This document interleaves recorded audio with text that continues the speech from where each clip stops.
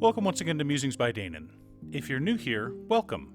My name is Danon, and my two favorite genres are fantasy and romance. Due to that, on this channel we talk a lot about both of those genres, which brings me to the topic of today's video, the iceberg theory of world building and how it appears in fantasy anime. Just so everyone knows, we'll be including isekai in the discussion. But before we get started, I'd like to quickly ask you to like and subscribe. It really does help the channel, and it's free. With that out of the way, let's get into the video. Okay, going back to that isekai point, when I say fantasy, I don't mean a set divide between non-isekai and isekai fantasy series, and I also don't mean that we're going to be ignoring magical realism, fables, horror, or science fiction. I'm talking about speculative fiction, which is the label slapped on all unrealistic stories by a bunch of elitist snobs in the academic community. Well, we're here to celebrate those unrealistic stories, because they tell us more about ourselves than the more mundane fiction. So please understand that when I say fantasy, I'm being inclusive, not exclusive. And it's much easier to fit into a sentence than all aspects of speculative fiction. Today I wanted to talk about the little tidbits of world building found in fantasy anime.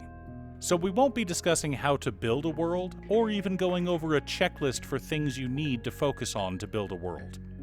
What I want to focus on is the iceberg effect and showcase a couple of manifestations I've seen over the years. The reason for this discussion? None other than Furion Beyond Journey's End. I will warn you, there are spoilers for the Furion manga, but not plot related. I promise it will enhance your enjoyment of the series. This is all world building. In Furion, there are two types of magic, divine and arcane. This is the case in many series, especially ones based off of Dungeons & Dragons. Back in the olden days of D&D, before we had warlocks, druids, sorcerers, and the like, there were clerics and wizards.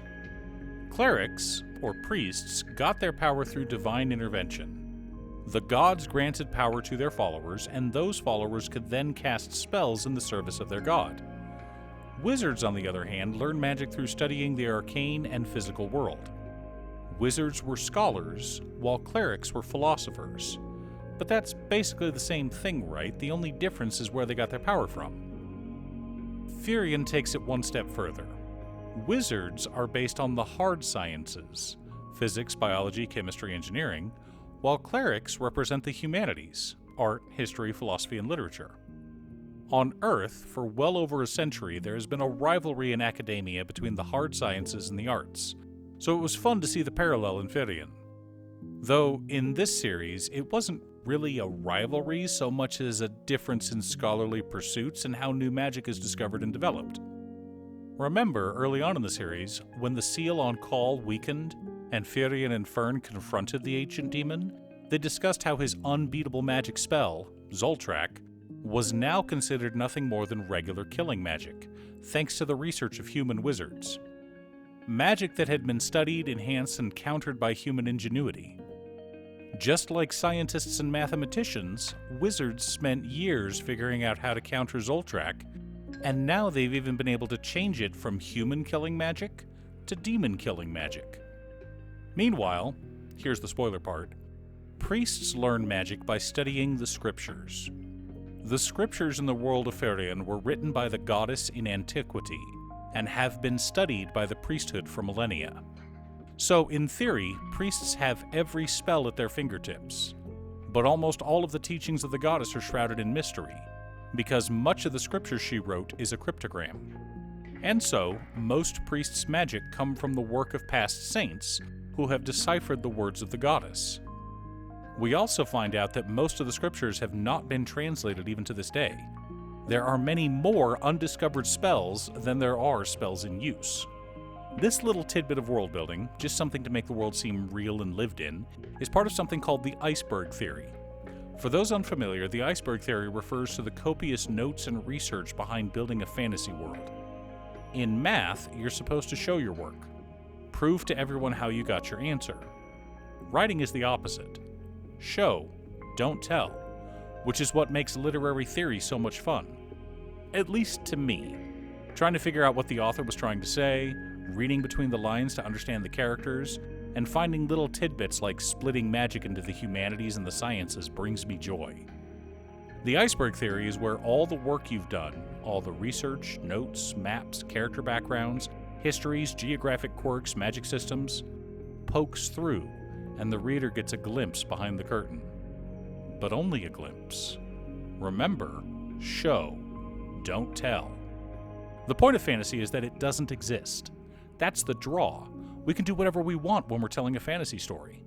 But we need to be consistent in our world building. Randomly taking away a character's powers and then having them suddenly return needs to make sense in the context of your series. For example, Demon Lord Satan, shortly after arriving on Earth, collapses due to dehydration and a lack of nutrients. He's also completely lacking magical power. This is because demons gain power from strong human emotion. And it can't just be from one human, it has to be from many. Which is why back on Enta Isla, with the entire population of humanity constantly in fear of Satan and his army of demons, all the demons were sated and empowered. And why he transformed into his demon body when Lucifer and Olber started blowing up the city. World building doesn't have to be super in-depth. It can be something simple.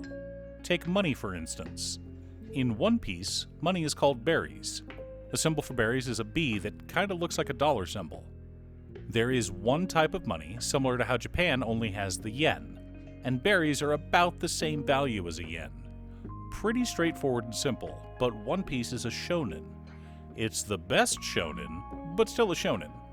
Meanwhile, another fantasy epic that's about the same length, The Wheel of Time, has numerous types of coins of various weight, material, and purity, all of which vary. Everyone prefers Andorran money because it's the purest. Sure, Tarvalon is just as pure as the coins minted in Andor, but no one wants anything to do with those witches. Getting back to anime, the world building of Eminence and Shadow is absolutely top tier. You have this rich world full of intrigue, history, magic, monsters, politics, art, and science. But Sid Kaganu only cares about entertaining himself. He's in this world rich with information, waiting for people to discover it. And his army is doing it for him. Meanwhile, he just wants to have a cool entrance and say the coolest lines. This show has basically outright stated that Alpha is a direct descendant of the hero of yore. Everyone on this planet is a descendant from people who fell through a portal. The demon lord of ancient legend is actually a hot Onesan. But none of that matters because I can do this. I am atomic. In any other anime, just one of these tidbits could be built upon to create an entire story, but not Eminence and Shadow. The iceberg runs deep, but our main character doesn't care about exploring it, because that wouldn't be cool. Good world building contains these little tidbits to help the world seem more real. It can also tie into the plot of the story, but now we're getting into story structure and plot devices like Chekhov's gun. And I think that's a video for another time. I also had an idea for a video this month about why isekai are so popular, but that's also another discussion. Maybe later this month? What are some of your favorite world-building tidbits? What's one small thing that brought a story to life for you? Leave a comment below. Thanks for tuning in. Once again, a huge shout out to my editor Cute Stuff. I couldn't make these videos without her. If you'd like to hire her to edit your own videos, she can be reached at cutestuff.edits@gmail.com. Link is down below. If you're looking for ways to support the channel directly, you can head on over to patreon.com/Danon. There are several tiers to choose from. You can pick an anime or manga for me to do a video about, or you can join our monthly manga club. I also wanted to give a quick shout out to all of my patrons: Waffles, Jiraiya, Danny, Muffins, Marcus, Squishy, Brett, Roxy, Josh, Sean, Pob Zombie, Mark, Borgie, Exiled Rogue, Nazwin, Pedro, Tom, Echo Fox, Midge, Swifty, Lucius, Detroff, Rally, Elf, Frank, and Alex. You guys are awesome.